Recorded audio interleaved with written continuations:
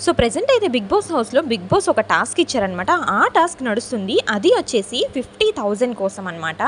ఏ clan వాళ్ళు గెలిస్తే ఆ క్లాన్‌కి ఆ 50,000 వెళ్ళిపోతుంది అని బిగ్ బాస్ అయితే చెప్పారు. అసలు టాస్క్ ఏంటి అనుకుంటున్నారా? అదైతే నేను మీకు చెప్పేస్తాను. బిగ్ బాస్ 3 క్లాన్స్ నుంచి 3 పర్సన్స్‌ని సెలెక్ట్ చేసుకున్నారు. One is Nikhil, Prithvi and Nabeel. వీళ్ళ ముగ్గురు చెస్ట్ పార్ట్ అలాగే నీస్ కింద లెగ్స్ అనమాట. మొత్తం వ్యాక్స్ చేసుకోవాలి.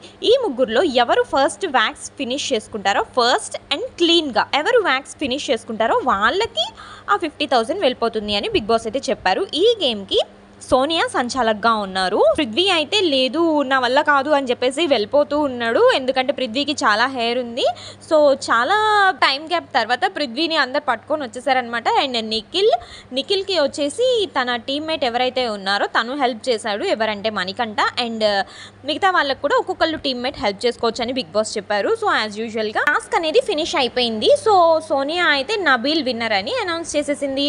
సో అందరూ thank you for taking the right decision అని చెప్పేసి సోనియాని అయితే చెప్పారు. సో ప్రెజెంట్ అయితే బిగ్ బాస్ హౌస్లోని అప్డేట్ ఇది. 50,000 అయితే ఈసారి నైనికా టీం గెలుచుకుందనమాట. మరిన్ని అప్డేట్స్ కోసం మన ఛానల్ అయితే చూస్తూ ఉండండి.